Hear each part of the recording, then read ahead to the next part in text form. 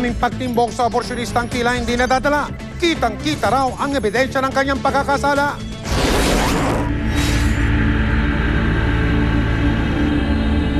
Nababalot ng hiwaga ang bayan ng Pagsanghan. May mga pagkakataon daw kasi na naglalaong parang bula ang mga sanggol na nasa sinapupunan pa lang ng kanilang nagdadalang taong ina. Tao po. Hello po. Itinuturo nila ang kilabot raw na aborsyonista na kilala raw sa tawag na Nanay Loida. Tinanong niya sa akin kung ilang buwan na ito yung tiyan ko. Sabi ko, 1.5. Tapos ang price niya ay 3.5. So tumawad ako kasi hindi ko kaya yung price. Sabi ko gano'n. Ang fixed price niya, 3,000. Landmark agad yung kasama, landmark, kung anong bahay. Kasi rarasapin na namin yan, hindi tayo pwedeng mangitlog dun sa area. Dahil ang dami nga niyang lookout na yan Kaya nagsagawa ng plano ang mga operatiba kung paano nila masisilo ang inirereklamong aborsyonista na kumikitil sa buhay ng mga inosenteng sanggol at maaari umanong magpahamak sa mga nagdadalang tao sa Pagsanghan.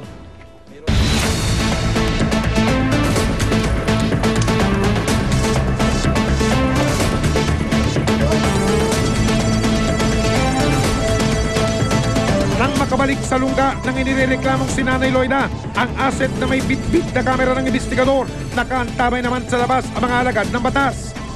Tao po.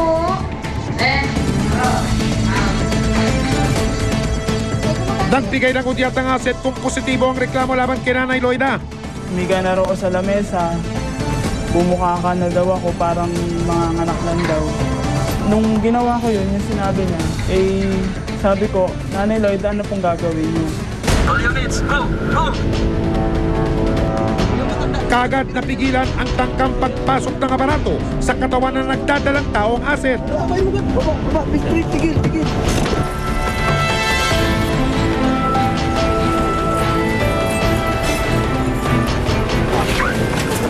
Dahil mabilis na pumaspas ang operatiba sa lungga ni Nanay Loida, anumang pagtatangkang harangan ang mga alagad ng batas, wala na siyang takas. Nanay, saan yun? Saan yun? Sino ba yun? Yan ba yun? Subay ba si nanay ba yan? Opo. Oo, ito na yung nanay.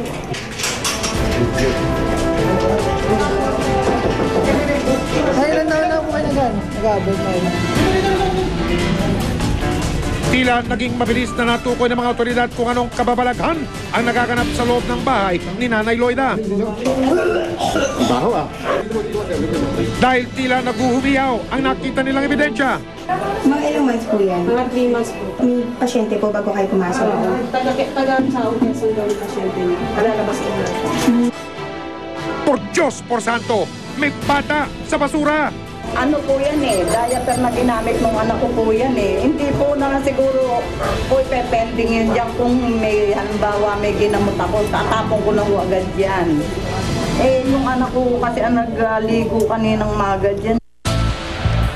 Tila naging piping saksi rin sa umano'y nagaganap na pagpapalaglag ng sanggol ang mga instrumento sa pag-oopera ng mga nagdadalang tao.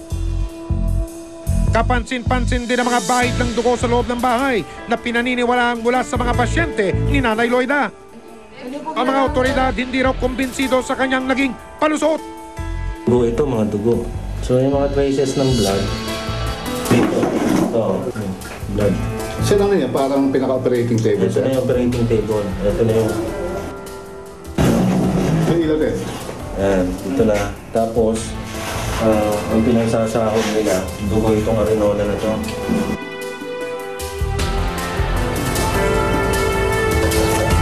May nakita rin naman ang bakas ng ebidensya mga operatiba sa likod bahay ni Nanay Loida. Tingin ko, suspected fetus na rin. Sus, Mariosep, nahuhuli talaga ang dumi sa pagkaburara. Sa kabila ng pagtanggi ng sospek na si Loida Martinez, desidido ang mga otoridad na sampahan siya ng karampatang kaso. Ang nilabag niyang batas is intentional abortion na nakalagay sa ating revised penal code at ang appreciation ay sa penal code natin, maaari makulong siya na 4 na taon hanggang 6 na taon. Ilang beses na umanong nahuli sa akto ang inireklamo si Nanay Loida. Pero parehong parusa ang maaari niyang kaharapin sakaling mapatunayan siyang nagkasala. Sa ngayon, pag nagkaroon na siya ng conviction, siguro doon niya ma-realize na yung 5 kaso na naipatong sa kanya itong sa abortion ay maaaring ikakulong niya lahat yun kasi napakalakas ng ating mga ebidensya laban sa kanya. Pinahihintulutan sa ibang bansa ang proseso ng legal na abortion o pagpapalaglag. Pero mahigpit naman itong pinagbabawal sa batas ng Pilipinas. Walang safe na abortion. Walang ligtas na abortion. Kahit pa sa mga bansa na legal ang abortion, madaming mga nanay na nagpapa-abort na dinadala sa mga hospital dahil nagdudugo, nasisira yung kanilang mga uterus, kuminsan pati na yung kanilang mga ovaries, dahil sa mga instrumento na ipinapasok. It's against our constitution. Bawal yan sa constitution natin. Merong inherent right ang unborn para mabuhay, para ipanganak. Pero kahit gaano pang kaigpit ang sagpang ng panginabatas laban sa kanila, kung magaan lang naman ang parusa o multa, hindi raw masasabata ang krimeng abortion dito sa ating bansa. Baba po talaga sa Kongreso, baguhin po ang batas na nakalagay sa Penal Code, maaring patasin nila. Nasa kanila pa po sa Congress kung gusto nila baguhin ang tungkol sa batas sa abortion. Malaking bayad eh. I mean, ang bayaran dito is per month.